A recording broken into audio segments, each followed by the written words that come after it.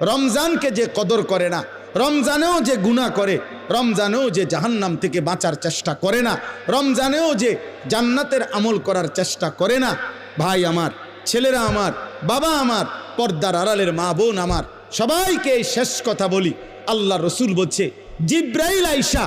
রমজানের শেষ দিন নবীজিকে আইসা বলে গেছে, ইয়া রসুল আল্লাহ, এত বড় রমজান পেল, ইফতার, সাহারি, তারাবি, এতেকাফ, শবে কদর, প্রতি ঘন্টা মিনিটে এত মাফ নেওয়ার সুযোগ থাকার পরেও যেই নাফরমান জাহান্নাম থেকে বাঁচার চেষ্টা করে নাই, গুনাহ থেকে আল্লাহর কাছে মাফ নেয় নাই, জান্নাতের জরুর আশা পূর্ণ করতে পারে নাই, আমল করতে পারে নাই, খোদার কসম নবীজি বলছে,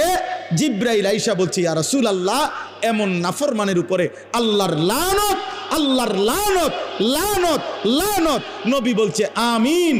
আমিন। মানে নবী বলছে, হ জিব্রাইল, আমিও বললাম আল্লাহ, এমন লানত আপনি কবুল করেন এই নাফরমান উম্মতের উপরে, আমি নবীরও লানত।